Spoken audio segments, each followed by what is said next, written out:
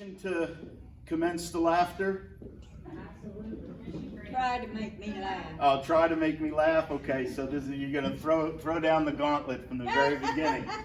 All right, so the topic today is the funny thing about caregivers. So let me introduce myself. My name is Lon Kieffer, and I am a caregiver. Well, thank you very much. Sometimes I'll give you a thumbs up. I'll give you solid. sometimes that gets a round of applause, but yeah. I guess this is not one of those times. So, and that's the thing about caregivers, you know. Delayed reaction. A little delayed reaction. Well, that's what it's like. Is that next you're thrust into the role of caregiver, and you take yourself for granted. You're there serving everybody else, and you don't even honor yourself. The thing about that, though, is that when people are in the caregiver role, they kind of feel like life is going to stop and this is their future. And they forget that they were a little kid at one point where somebody else took care of them. And then they were a troublemaker where they were getting in trouble all the time. And then they were a high school student where they were learning the world. And then they were a newlywed, and they were a parent, and then they were a grandparent. And we go through all these changes in our lives, but when we get in that caregiver role, we think that this is it, this is our role. And it can overwhelm us. But it's possible to be two things at one time. Like, how many of you, when you look at me, I walked up here and you said, that guy looks like an old cop. Yes. And a newborn infant, all at the same time. I don't know about that. I got that perfect amount of body fat that makes me look like both of those things at the same time. So it's possible to be two things at one time. And when you're in the caregiver role, you're also a husband, a wife, a parent, a child, a father, whatever it is. You're not just the role of the caregiver. So we want to embrace who we are at all times and in all ways and wherever we go in the relationship. How many people here consider themselves a caregiver? Okay. Consider themselves a caregiver. Okay. Yep, quite a few of you, some of the staff. They say that one day you're either going to need a caregiver or you're going to be a caregiver. It's a part of life. And when you embrace that mindset to the point of exclusion of all others, it can become overwhelming. It's not a surprise that some of the folks that live here consider themselves a caregiver because it's a natural selection to have a career path like this. Did you have a question? Yeah, aren't we caregivers when we're raising our kids? Yes and no. I mean, caregivers of course, yes. I mean, we're caring for them, we're doing everything. We're a doctor, we're a lawyer, we're a cook, a dishwasher, and everything. I mean, we're a world of all roles. And that's kind of the point. It's a role that evolves and changes, and some people view caregiver as a very defined role, and they get stuck in that role and they forget to think of themselves as a human being. I have a lot of sayings that talk about the caregiver personality. Like, you might be a caregiver if you can make life and death decisions with the snap of a finger, but you need 15 minutes with a dinner menu. Yeah. You know why that is? Because when you're ordering dinner, you're pleasing yourself, and you forget how to do that. You forget how to please yourself, but you know very well how to please others. And I tell you, this kind of thing is getting more and more important for me in my life. I had my 55th birthday. Thank you. Yeah. About 6 years ago. I knew it wasn't finished. Yeah, I'm a pluser. I'm a +6. My wife, she's older than me because she was born in January. Right? So for 9 or 10 months out of the year, she's older than me. And I love those 9 or 10 months out of the year.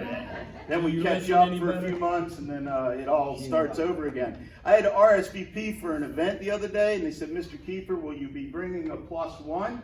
And then I said, no, she's a +7. It's a good thing you all are ready to laugh and do math, because you don't ever just do one thing in life. You're always doing more than one thing. Like, am I a cop or am I an infant? Am I a caregiver or am I a spouse? Am I a caregiver or am I a parent? It's constantly one for them, one for me. And you forget to do the one for me. You always remember to do the one for them. You might be a caregiver if you remembered your loved one's doctor's appointments, but you forgot your own. Okay? So today we're going to have a little bit of laughter, a little bit of fun. We're going to embrace ourselves, think about ourselves. I have this saying I talk about, let humor work. Because humor, get this, you can write this down or not. It's not a big serious thing, but humor is an acronym. You know what an acronym is? Where you use other words and the letters to make another word. Humor is a healthy understanding of moments others reject or recognize. Because when you laugh with people, you're sharing a moment. It releases oxytocin. It makes you feel good. It's like a love drug to laugh with other people. The interesting thing about that is that if you can't laugh and get that oxytocin, you can also get it by causing a little bit of pain. So you can bite your lip real hard. So when I'm telling these jokes, you got two choices. You can laugh or you can bite your lip. Okay? Did you have a question again? How come it's when we laugh at other people, that it's when they get hurt, that it's the funniest? Yeah, well, that's interesting because, She just laughed at somebody getting shot around or something. Oh, well, we all have our own different sense of humor, right? And laughter. By the way, this is a comic's dream, you know, to come here in a non-comedian setting and have people ask questions throughout. So I thank you all for that. That's it's a little bit of a joke, but keep bringing them on. Hold back then, okay? No, I don't want you to hold back because what's it, that? Watch it, ask Wayne. I'm in trouble. See, we're here to spend time together, and I actually appreciate that because you know how you said people laugh at other people? You can tell how old people think you are by the way they react when you fall down. Yeah, right. It's not going to have it all. Now, I teach matter of balance to try and prevent falls and teach you exercises so that you can survive a fall and prevent them. But I'm telling you what, I've fallen a few times in my life. What's that? Where were you 2 weeks ago? Well, but you survived it, and did you learn from it, right? No. You didn't learn. You're going to go out and do it again? That there's not a pool there. Yeah, there's a big hole there. Don't step in it next time. But it was a pool. And it wasn't. Oh gosh. Driveway. Well, you can tell how old people think you are by the way they react when you fall down. When I was a young man, if I would fall down, all my friends would laugh at me. They'd be like, and then when I go to get up, they'd push me over again. Oh, that was. Right? And then I hit a certain age where if I would fall down, people would snicker. They wanted to laugh, but they wanted to be a little bit respectful about it. And then they'd come and help me up. I fell down the other day. 6 people ran up to me and said, "Don't move, don't move, don't move." Let me get my camera. Yeah. And then they're like standing over me. They get out their tape measure. They're like sizing me up like this is going to be the final fall. The truth is most falls we get up from and we're not injured. But we want to prevent falls wherever we can. And then you find people talk about you like you're down there. And falls are inevitable. And you can tell by what people say when you're down there. They'll say, "Well, we knew this day was coming. We just weren't ready for it. He is in a better place now." Yes?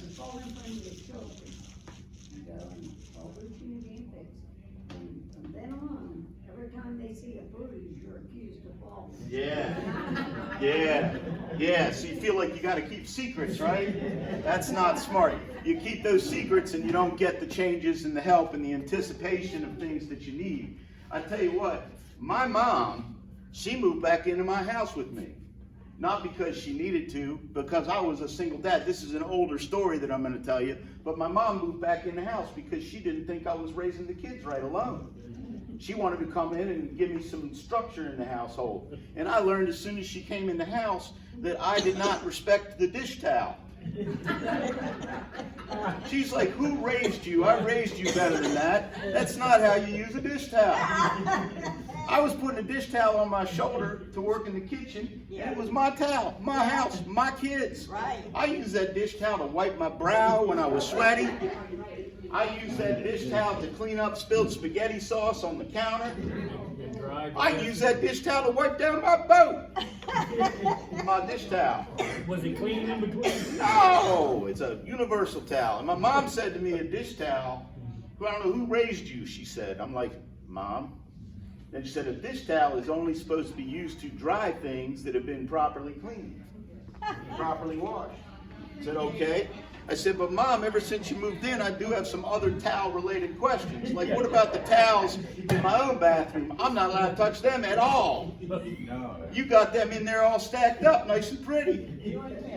Yeah, like in case somebody's going to come over and inspect the house, or maybe a real estate agent's going to come and take pictures. Mom, you're not selling the house, are you? We like it here. We like it here. But I wanted to honor my mother because I was a little hellion when I was a child. So I wanted to honor her as an adult and be a good example for my kids. So now whenever I get out of the shower, I go immediately to the dish towel.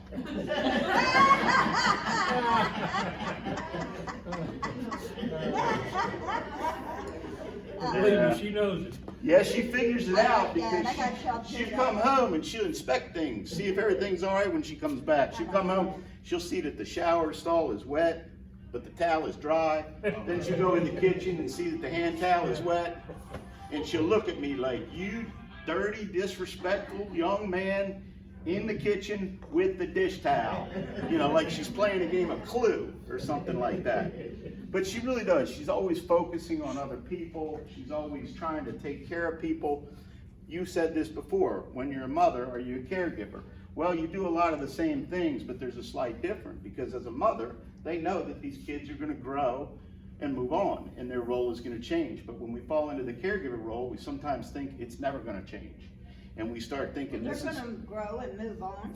the kids are, but sometimes The when you're, adults are too. well, I like the way Unless you you're think. really naive. I like the way you think. And But unfortunately, sometimes We the all don't situation. wanna think that way, but it's gonna happen. Yeah, She's yeah. a little naive. She's what? A little naive. A little naive I'm Yeah. not naive. or optimistic. I don't know what it means. You don't even know what naive means, but No. you used it well in a sentence. I must tell you I'm that. with you, Bob, but it sounded good. You used it well in a sentence. So my mom comes in, right, and this is the lady that raised me with all kinds of old wives' tales and home cooking recipes. But now all of a sudden, she's got even better ideas for my kids. And I'm like, wait a minute, Mom. Aren't you the lady that when I would come down the steps in the morning and say, Mom, my arm hurts, and you would say to me, when is the last time you had a bowel movement? That was always the first question. And the answer was always, you don't drink enough water. You don't sleep enough. You need more sleep, you need to drink more water. I came home from football one day, a little dizzy with a concussion. She said, you need to drink a lot of water and go right to bed. That's a joke. That's a joke. but it was always home remedies when we were growing up. When we were growing up, it was always home remedies. She was trying to do her best, but didn't really know how, and that can reflect on when we're in that role. We want to do our best, but we always don't know how to.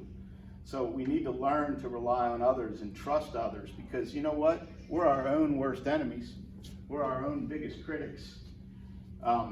It's true. Doctor? Pardon me? Was your father a doctor? No, he was not, but he did have a mental illness. My father was a doctor. Everything. So he was familiar with them. Kerosene. What? Your dad wasn't a very good doctor if he told you to drink kerosene. I was never sick that. Did you actually drink kerosene? With a lit cigarette. I'll have you all know, they paid me to come here and talk to y'all. So you should listen to me. And other than the kerosene advice, you might be able to listen to this, but we're, I guess it was awful. Let's change the subject. I'm glad you're here. I'm glad you were alive to fall down. You don't drink kerosene. Gasoline, I think you're teasing me a little bit. Yeah, winking. I forgot where I was. Anybody want to remember me? You don't know what you came You were right into. before the fire. What's that? You don't know what you came into. Yeah, I don't know what I came. That's all right. I'm enjoying myself. You Does said anybody you were remember? being paid to come here? Oh, that was when I was surviving the moment.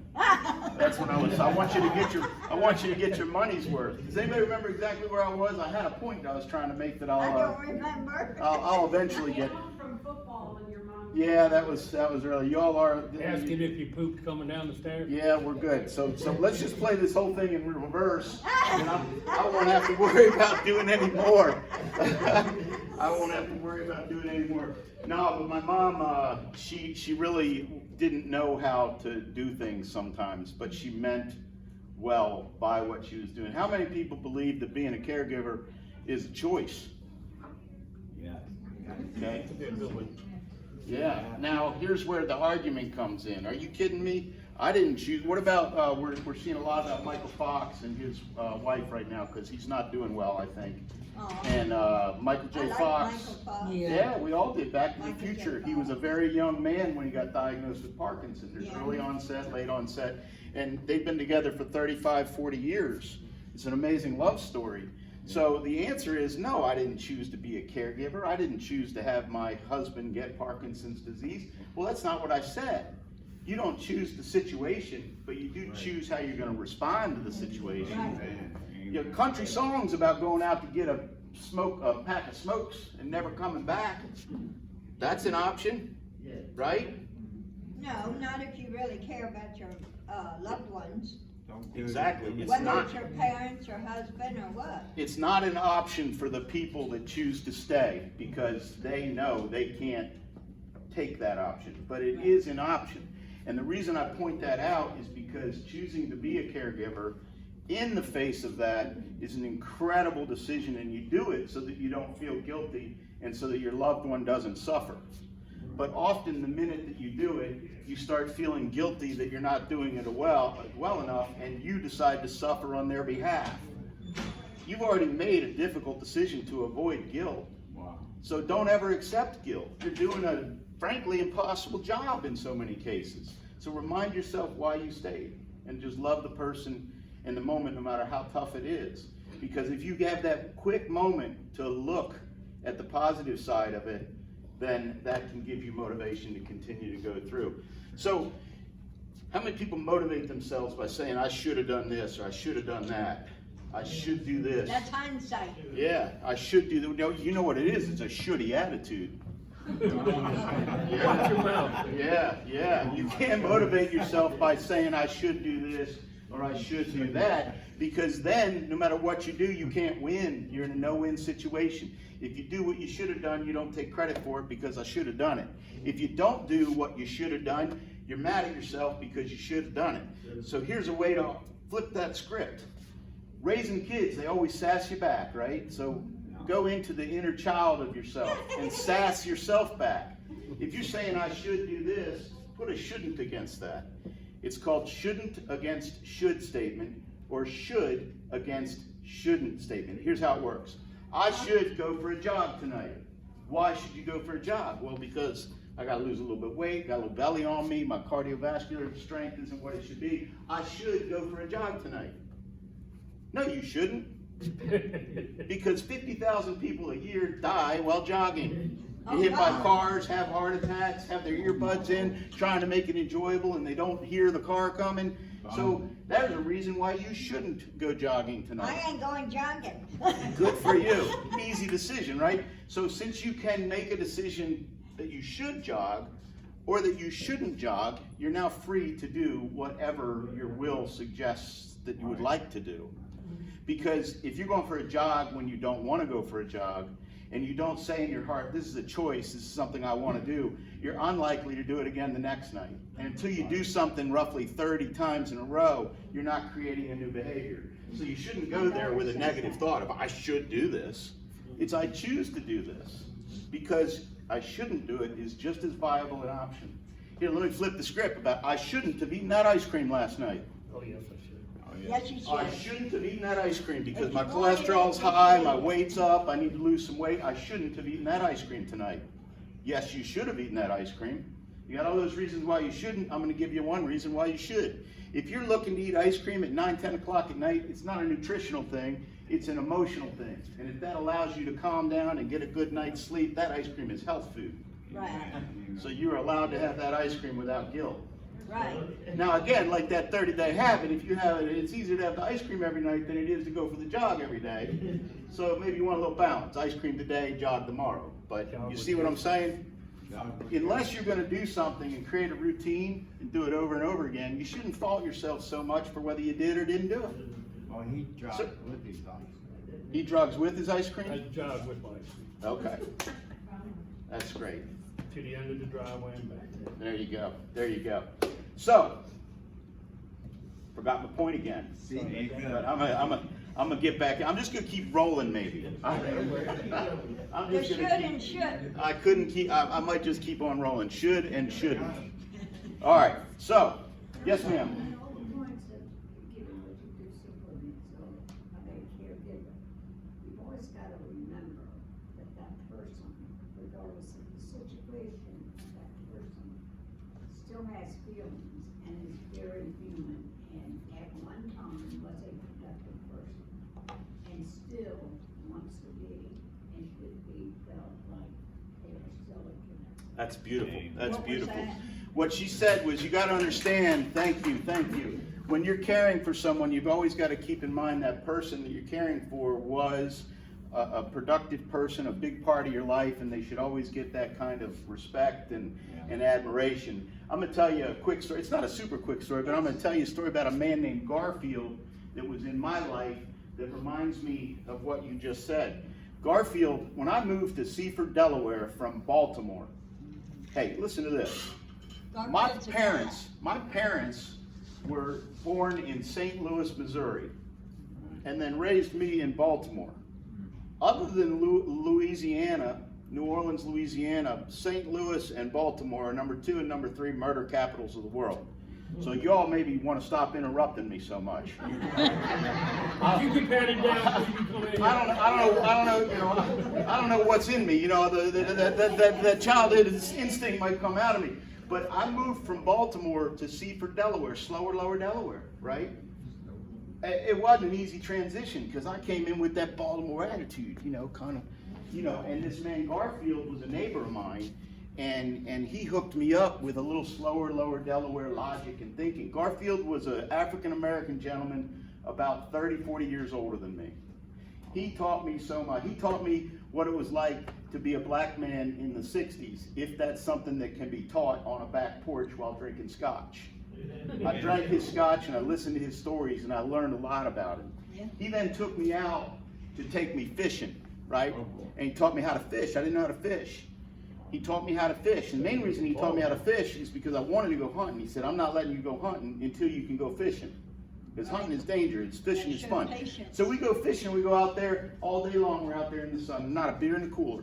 Nothing but water in that cooler and like a dry bagel. You know, he was serious about his fishing. We're out there, he didn't catch nothing. I caught a little fish like this.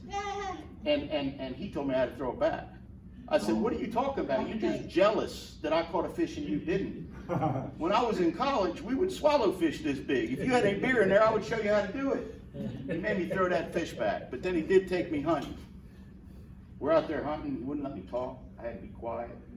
Dressed up all dark, went out there That at was a 4 job for a.m. him too, wasn't it? I'm like, come on, man. There's deer at deer crossing signs all the time. We could go out and drink a couple beers and shoot some deer. So we're out there in the woods. He wouldn't let me talk, wouldn't let me make no noise, and then finally got tired of me. He said, go over there, and I'm gonna hunt over here. I got bored, so I took that rifle and I just shot a tree. And then I started running Garfield. Garfield comes running back to me. He goes, you get one, you get one. I'm like, yeah, I got one. He goes, where is it? I said it was a small one. I threw it back.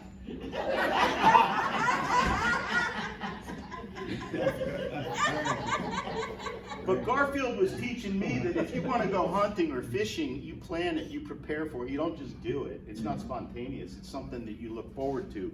It's something you value. It's something you cherish. Well, later on over the years, this is 30-some years ago that this story started. Garfield, I was running a nursing home at the time, and Garfield came to live in our nursing home. His family had moved away, and they moved away with confidence. You know why? You were there. I was there. I became Garfield's caregiver. He was my mentor, and now I'm his caregiver. And not only that, I'm the administrator of this place, so I got to take care, I got to lead the people that are caring for him. I was in all kinds of a twisted position here. And Garfield was in there one day, and they were having a problem with Garfield because Garfield was starting to get forgetful. And Garfield would like to go outside and walk around the building, and they were all afraid that Garfield was going to wander off or something like that. And I'm like, why are you worried that Garfield's going to wander off? They said, well, he's getting a little bit forgetful. I said, well, he does the same thing every time. He goes out, takes a walk, comes around. So they were disrespecting Garfield, you know? They were, they wanted to make a decision for Garfield. I said, no, you're not gonna do that. Garfield can still make his own decisions at some level until he proves he can. Let's talk to him. Let's ask him why he goes on these walks. And somebody's just gonna have to go with him, if that's the case. So we asked Garfield, why are you going on all these walks? And he, you know what he said to me? He said, he said, women. I said, what? Women. Women. Yeah. And then he said, Garfield said this, not me. Don't be mad at me, be mad at Garfield. It's true, women speak more in a day than men do. And it was more than Garfield could handle. So Garfield would get up and take a walk. You know what that proves to me? Garfield was managing himself. He was managing his, he was in there. He did that walk for a reason. So one day I'm walking with Garfield and I said to him, I said, Garfield, do you really take all these walks because of women? He goes, He was a man of few words at this point. And I said, well, I'm just gonna walk with you if that's all right with you, because there are a lot of women in there. No laugh on that? That was just testing the waters here. So I'm walking along with Garfield, and I didn't lead. I let him lead, and I kind of followed him. And Garfield's walking along. He had a walker, like similar to this. You know what a walker is for? Yeah, I'm one. Yeah, it's often a mechanical device used to trip people because they don't use them properly. I hope you're using it properly. So anyway, Garfield's walking with his walker, and he's going like this. We go around the side of the road. And when we get around the side of the service road to go around behind the building, Garfield's walking in the grass. And I'm like, why is he walking in the grass? That doesn't make any sense. I had a new pair of shoes on, you know. I wasn't gonna walk in the grass and get them wet, so I stayed on the pathway. And as we're walking along, Garfield's saying something to me, I'm saying something to him, and then all of a sudden I hear, I'm like, whoa, a service truck came up behind me. And Garfield picks up his walker and he goes, that's why I walk over here. So they're in there. Your loved ones are in there. And you just need to have peace with yourself and give time for things to develop. It goes against your nature. Because when you're trying to help somebody or serve somebody, you want to do more, do more, do more. Sometimes doing less is the best route to take. Now I'm going to talk about something here. I'm going to talk about intimacy. Can I do one thing about caring? Sure. I have an occupational therapist that come by to see me. And when she found out I had like 7 loads of dirty laundry in the van, she offered to take a load or 2. And that's not part of her job. I was totally shocked. She wash them and bring them back? No, I wouldn't let her do it. She's too busy. She can't, you know. I appreciate the offer, but I couldn't let her do it. And I talked to her supervisor. She said, no, that's just her. Yeah. And now she volunteered to do that job. And if she's not perfect for that job, there's nobody for it. Yeah, there's I'm amazing. very lucky to have her. So you're talking about, and I'll get back to this next thing I was going to talk about. What you just touched on is something I talk about a lot. There's nature-born caregivers and there's nurture-born caregivers. There's people that were born to care for others and give up some of their own selves to be with and help others. Amen. They're nature-born caregivers. Then there's nurture caregivers. Now this is a tricky thing. You know the whole nature-nurture thing. Nature is what you're born as. Nurture is your environment creates you and molds you. So the nurture caregivers are people that were thrust into the role and maybe didn't want to be in the role. And they get angry about the situation. The nature caregivers that would volunteer for the role, they feel guilty. So guilt, actually, if you're talking about an emotional scale, if you're in a role as caregiver and you get to the point where you're angry, that's progress. Because anger is less painful as an emotion than guilt. Guilt is toward yourself, anger is toward the situation. So the nature-born caregiver is Popeye, I am what I am.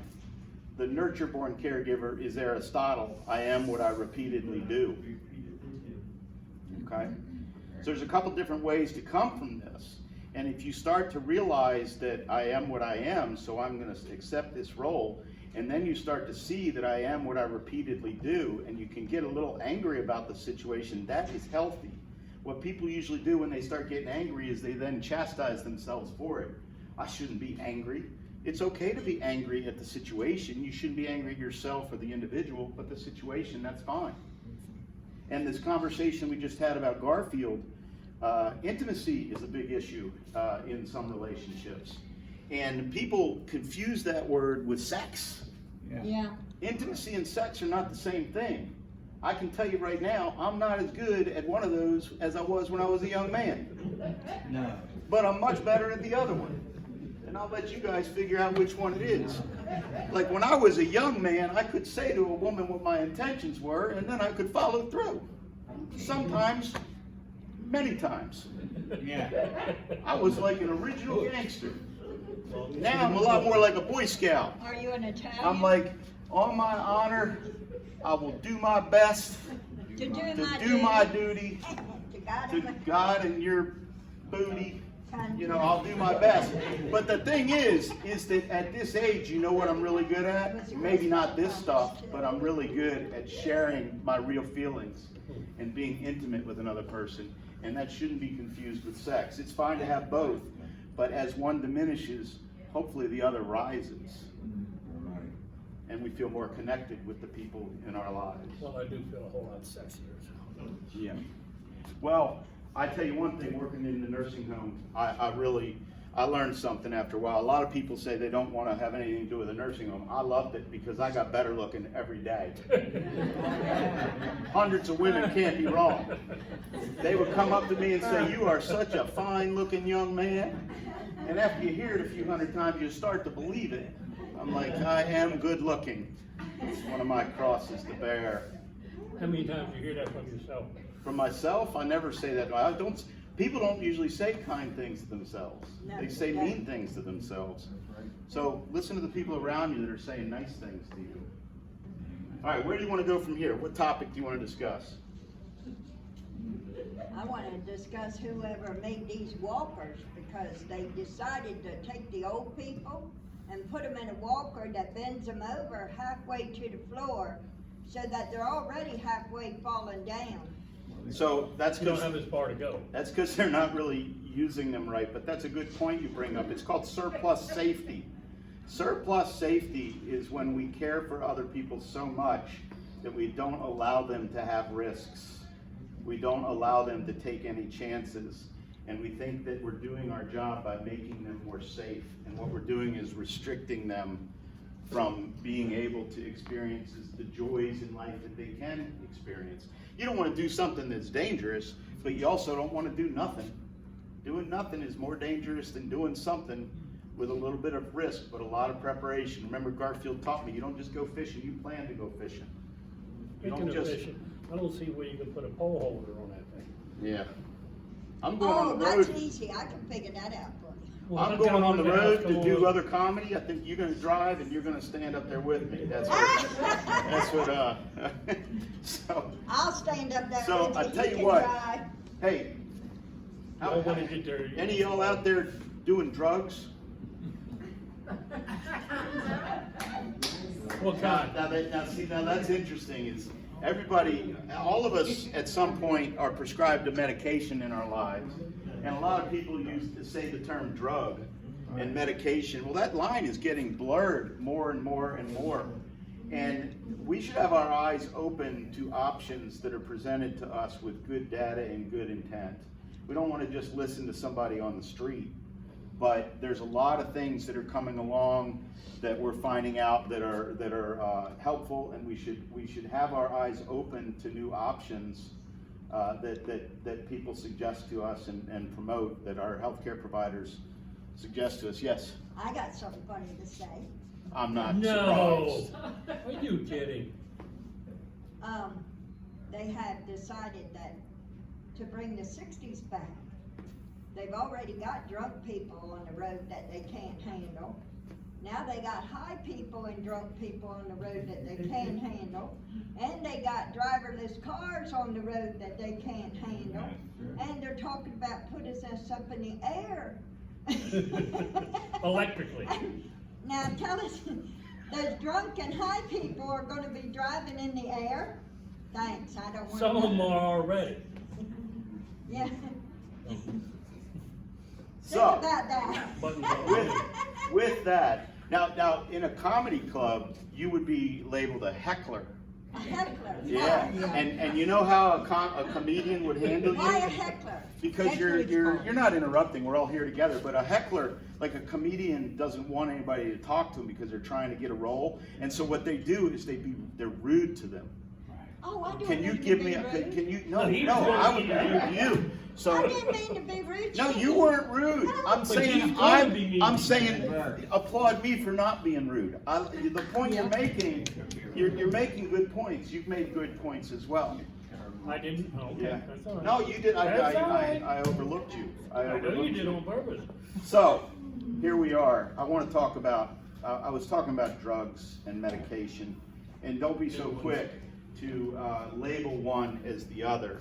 I'm not an advocate of marijuana, but I have a joke that I'm going to tell about experimenting with marijuana as being medicinal. There's a lot of literature out there one way or the other, but when we start thinking of a medication as a drug or a herb as a drug, we're overlooking the fact that, you know, I tell you what, you know what the hardest, the worst drug in the world is? Yes, coffee, and I'm addicted to coffee. That's the kind of drug that'll make you get out of bed and do a job you hate for 30 years. So don't be so quick to judge something until you've tried it safely. And so, yeah. So, you know, there's a lot of unintended consequences in life. There's a lot of efforts that people take. Like, I've been in a position of leadership in healthcare my whole life, and I've taken it very seriously to serve others. And I've put myself in a bad way a couple of times. Elena, when she introduced me, she referred to me as both the defender of caregivers and the retired comic, because I've been both. It's transient in life. When I started my career in speaking, well, actually that's backwards. I did stand-up comedy when I was in college, in nursing school. I did stand-up comedy. And then I realized something I loved became something I didn't love, because I committed to it so hard. I'm like, man, I gotta sleep in my car. I gotta drive overnight from here to there. I gotta make almost not even enough to pay for the gas, all for the hope that one day I'm gonna get famous. I don't really even want to be famous. I just want to have fun. So it didn't make any sense. So in 1986, after being voted one of Baltimore's funniest young comedians, I retired from comedy. And I went into my career in healthcare. And you know what ended up happening? I ended up doing the same thing. Every job I took it so seriously. And I took it to the max. And I'm like, man, I just want to serve people. I don't want all this stress. So I reminded myself, you're a retired comic. Let humor work. Start looking for the fun in life. Thank you all for being here today, to be with other people, to either laugh or bite your lip, and get that oxytocin released into your body. It does wonderful things for you. Drops your blood pressure, increases your blood flow. You know, a smile works even if it ain't real. A fake it till you make it smile works. It still releases the same kind of chemicals in your body, and eventually the smile becomes real. So I kept telling myself, let humor work. Then later, because I had this comedian thing in the back of me and I had this serious healthcare career, I was started to ask to speak. And I go to these conferences, and I was known for humor. You know, laughter of leadership is what I was known for. And next thing you know, I'm semi-famous. I'm flying around the country. I went to Florida 20 times in 1 year. I'm making a nice little side hustle. But I always have to go back home to the kids that I was raising in that job that I took too seriously. And I forgot how to let humor work. And then I said, wow, I'm talking about caregivers. I've really stumbled onto something. The caregivers don't know I'm talking about them. So they're listening, they're laughing, they're learning. And then I call myself defender of caregivers. I got too serious. I come through the door like, you're caregivers, you're going to listen to me, I'm going to help you. They're like, no, we don't want none of that. We want to know how to help the people we're taking care of. Just make us laugh. I forgot to let humor work. I reminded myself I'm a retired comic. And I started referring to myself as a retired comic. And that means a lot. That means a lot. I serve a gentleman now that has Parkinson's, and he's bedridden and everything. And I do my best every day to try to make him laugh at least a couple of times. Yeah. Before I leave. It does him good and it does me good. Yep. It really. I know I'm hard to tolerate, but that's all I look for. And if you tell that man, I listened to a guy from Baltimore talk about humor the other day, and he told me that it's my job to make you laugh, and if you don't, I'm gonna have to bite your lip.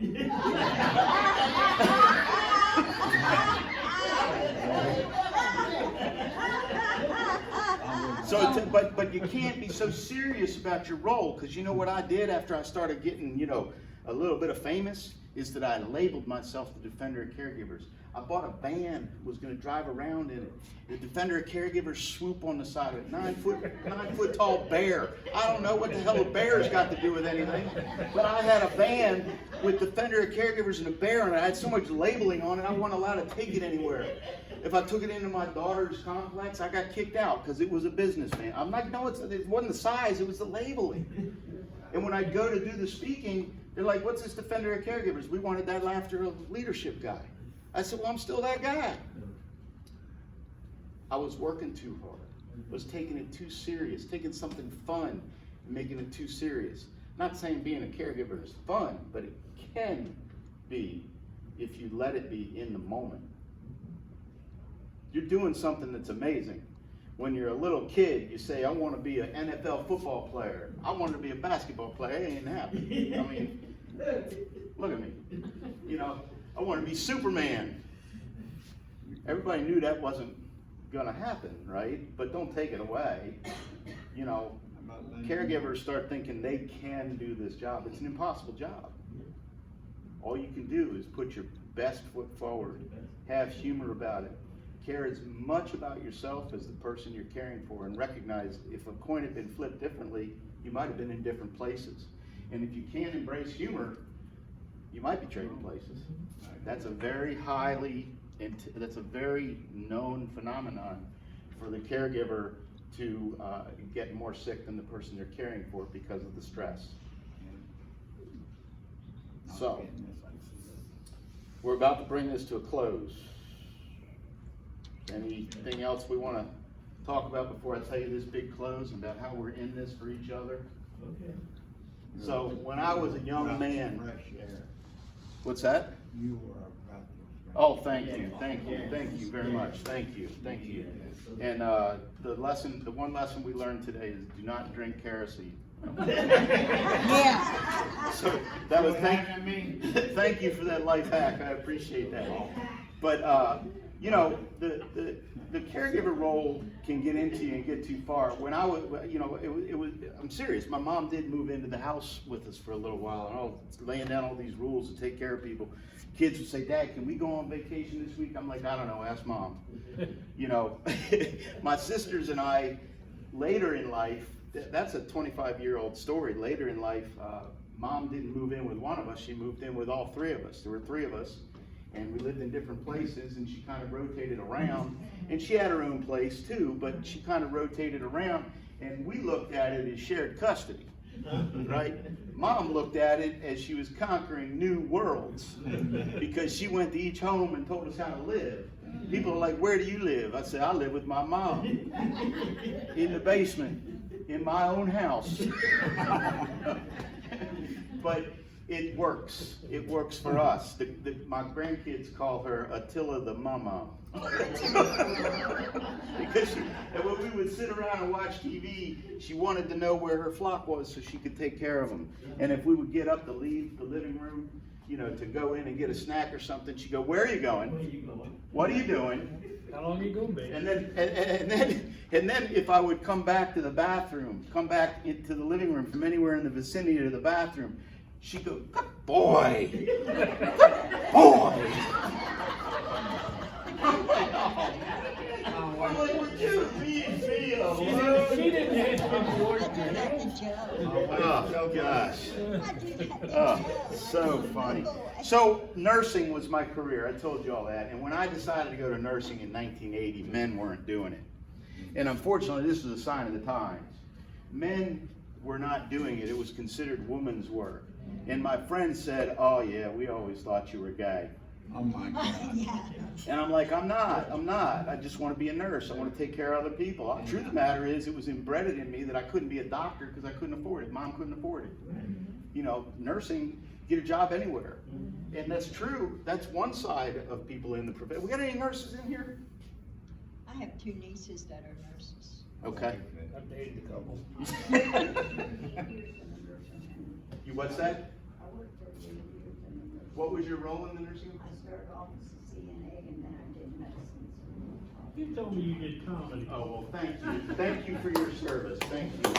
Thank you. So, Yeah, well, that means it was 40.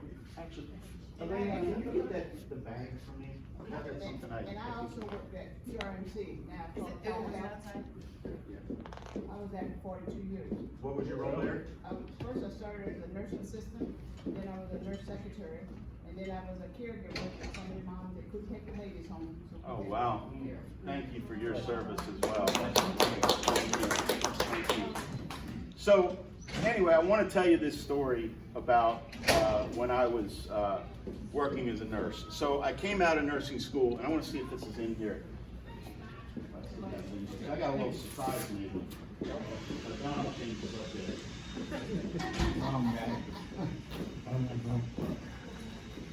Yeah.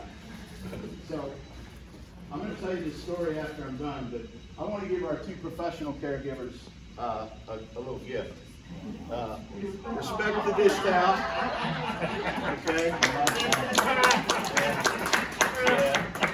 And you guys are going to have to do rock, paper, scissors to get who picks first, but we're going to give the other one a retired comic shirt. So let me tell you this quick story, and I want a picture of you guys with those shirts in front of you when we're done here. So let me tell you this story about when I started out being a nurse. So I'm about 2 years into my career, right? And at this point I'm married, I got a young kid, I'm going to graduate school, I'm working my butt off, and I'm working a 3 to 11 shift. You know, these people work round the clock. And they come up to me and they said, Lon, we need you to work 11 to 7 tonight. We had 2 call-outs. I said, I can't do it, I'm exhausted. I just can't do it, there's no way. They said, well, you have to do it. It's in the intensive care unit, people's lives are depending on it. I'm like, I know, that's why I don't want to do it. This is serious stuff, right? So, like caregivers, I ultimately volunteered, sort of voluntold, but I agreed to do something that I knew was beyond my ability. I was exhausted, and I didn't know nothing about the intensive care unit.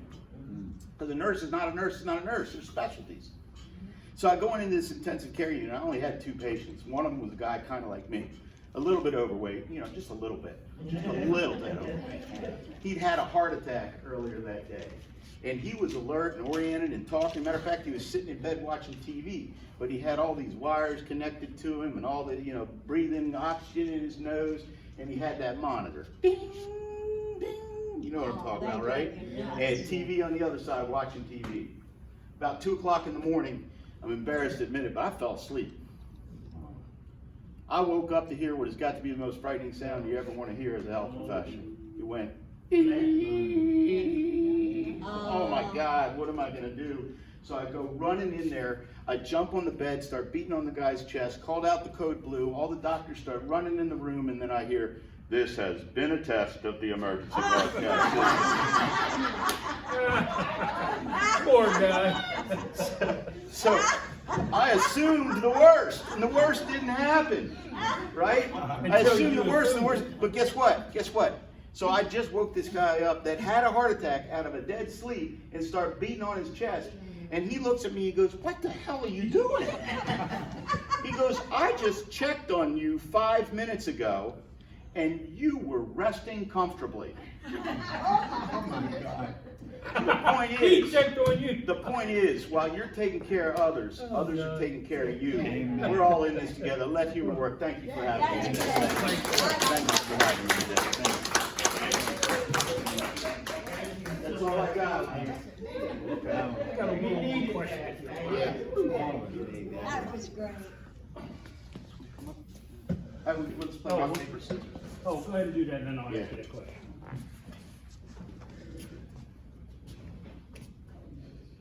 Do you know which one you want? Well, we gotta figure that out. Which one do you want? Which one you want? I like this one. At work. You each got your choice. Let's get a picture. You guys wanna hold them up and come here and let's take some pictures? You wanna turn this around? You gonna do the rocking chair? Right here, ladies. Right here.